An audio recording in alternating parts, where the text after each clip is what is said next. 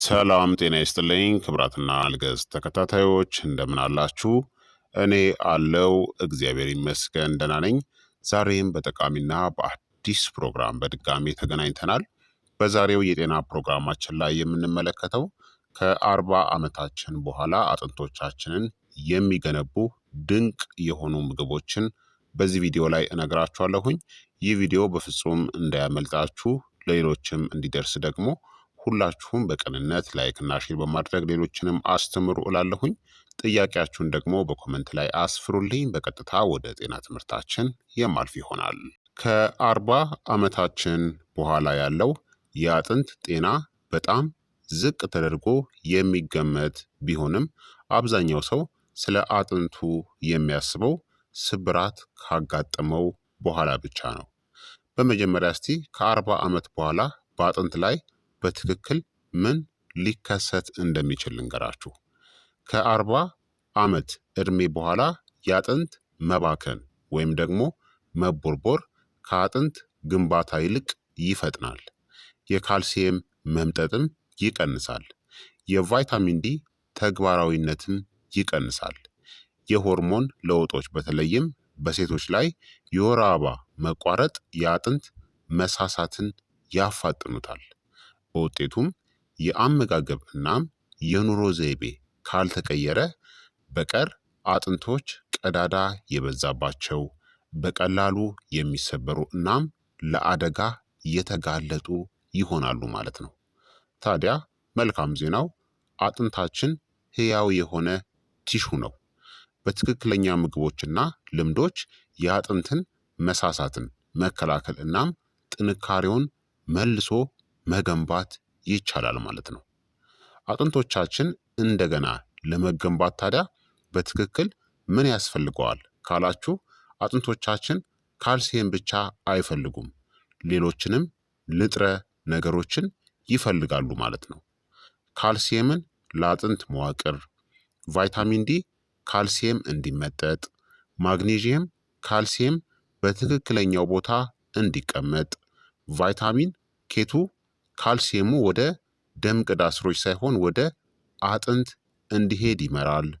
ፕሮቲን ለኮላጅን መሰረት፣ ፎስፈረስ እናም ዚንክ ደግሞ ለአጥንት ማዕድን ማበልጸጊያ ያስፈልገናል ማለት ነው። ስለዚህ አጥንቶቻችን እንዲገነቡ እነዚህ ሁላ ንጥረ ነገሮች ያስፈልጋሉ። ታዲያ እድሜያችን እየገፋ ከሄደ በኋላ አጥንቶቻችንን የሚገነቡ ድንቅ የሆኑ ምግቦችን ልንገራችሁ። አንደኛ ወተት፣ እርጎ እናም ኪፈር ነው። እነዚህ ለምን አጥንቶቻችንን ይገነባሉ? በቀላሉ ለሰውነት በሚመች መልኩ በካልሲየም የበለጸጉ ናቸው። ፕሮቲንና ፎስፈረስንም ይዘዋል። ፈርመንትድ የወተት ተዋጽኦች የምንላቸው እንደ እርጎ እናም ኪፈር ንጥረ ነገሮች እንዲመጠጡም ይረዳሉ። ለመጠቀምም በቀን 1 ኩባያ እርጎ ወይም ደግሞ ኪፈር፣ ስኳር የሌለውን ምረጡ። ጠዋት ወይም ደግሞ ከሰዓት በኋላ ቢወሰድ ደግሞ ይመረጣል። የወተት ስኳር ወይም ደግሞ ላክቶስ ኢንቶለራንስ ካለባችሁ ወይም ካልተስማማችሁ ሌሎች አጥንትን የሚያጠናክሩ አማራጮችን ደግሞ ተጠቀሙ። ሁለተኛ አጥንታቸው አብሮ የሚበላ ትናንሽ አሳዎች ናቸው፣ እንደ ሰርዲን እናም አንቾቪስ። እነዚህ ለአጥንቶቻችን ጥቅማቸው ካልሲየም በቀጥታ ከሚበላው አጥንት ይገኛል። ቫይታሚን ዲንም ይዘዋል። የኦሜጋ ስሪ ይዘታቸው ደግሞ የአጥንት መቆጣትን ወይም ኢንፍላሜሽንን ይቀንሳል።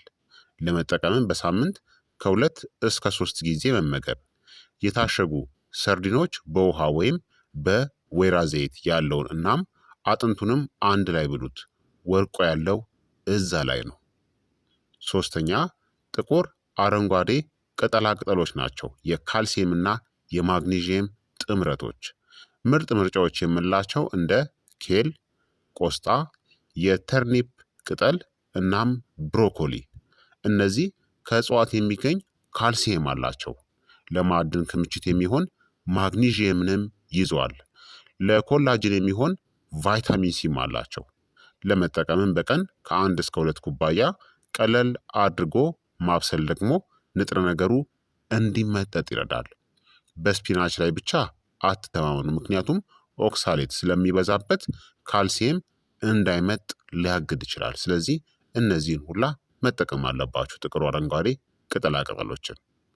አራተኛ እንቁላል ነው። በተለይ አስኳሉ እንቁላል የአጥንት ገንቢ ነው።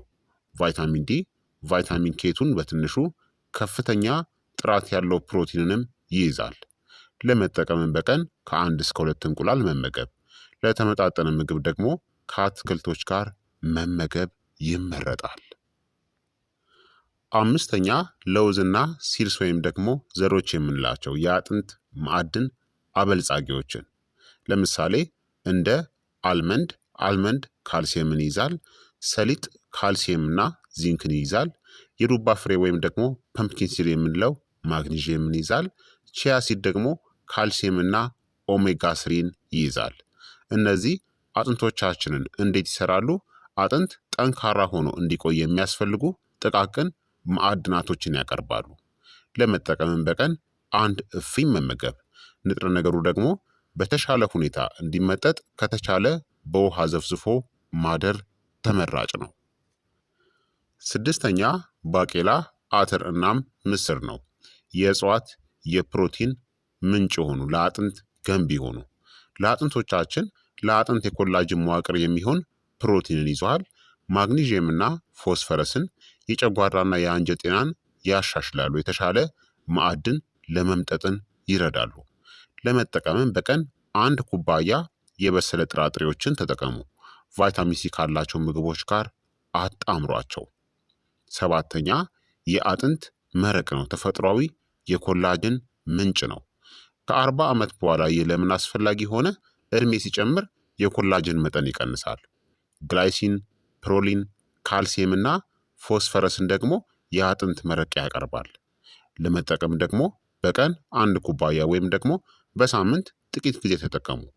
ለሾርባ እንደ ማጣፈጫ ተጠቀሙበት። ስምንተኛ አጥንትን የሚያጠነክሩ ፍራፍሬዎች ናቸው። ምርጥ ምርጫዎች የምንላቸው ብርቱካን ቫይታሚን ሲን ይይዛል። በለስ ወይም ደግሞ ፊግስ የምንለው ካልሲየምና ፖታሲየምን ይይዛል።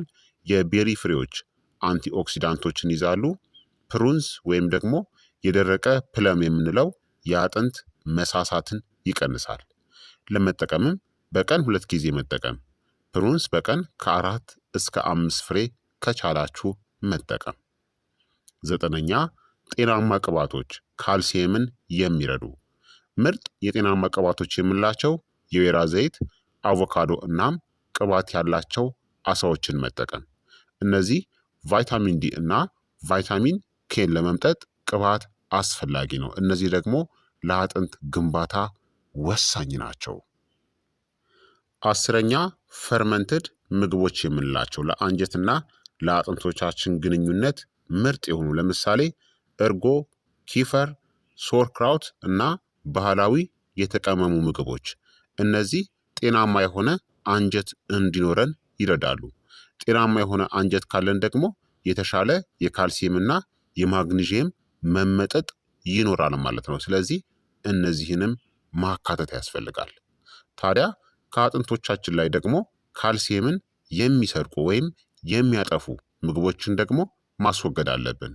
ከመጠን በላይ ስኳርን፣ ለስላሳ መጠጦች ምክንያቱም በፎስፈሪክ አሲድ ምክንያት ከመጠን በላይ የሆነ አልኮልን፣ በጣም ብዙ ጨውን መውሰድና የተቀነባበሩ ወይም ደግሞ አልትራ ፕሮሰስድ የሆኑ ምግቦችን ማስወገድ ያስፈልጋል ማለት ነው። ታዲያ በየቀኑ አጥንቶቻችንን ለመገንባት ቁርስ ላይ እርጎ፣ ቺያሲድና ፍራፍሬዎችን መመገብ፣ ምሳ ላይ ምስር፣ አረንጓዴ ቅጠላቅጠሎችና የወይራ ዘይትን መውሰድ፣ መክሰስ ላይ ደግሞ ለውዝና ፊግስን መውሰድ፣ እራት ላይ ሰርዲን ወይም ደግሞ እንቁላልና አትክልቶችን መመገብ ትችላላችሁ።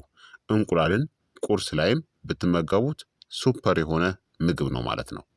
ታዲያ ምግቦቹ እንዲሰሩ የሚረዱ የአኗኗር ዘይቤዎች ደግሞ ክብደት የሚሸከሙ እንቅስቃሴዎችን ማድረግ፣ እርምጃ ጡንቻን የሚያጠነክሩ ስፖርቶችን መስራት፣ በቀን ከ15 እስከ 20 ደቂቃ ለፀሐይ ብርሃን መጋለጥ፣ ሲጃራን አለማጨስ እና ጥሩ እንቅልፍን ማግኘት ያስፈልጋል ማለት ነው።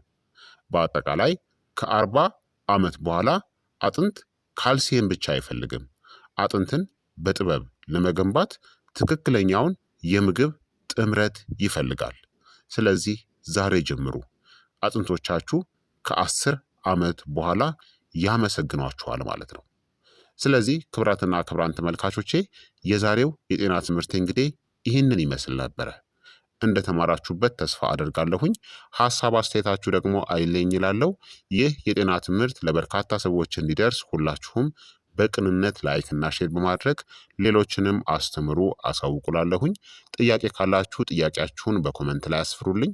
በቀጣይ የጤና ትምህርት እስከምንገናኝ እኔንም እናንተንም ቸር ያቆየን። መልካም ጊዜ፣ መልካም ቆይታ። ቻው ቻው።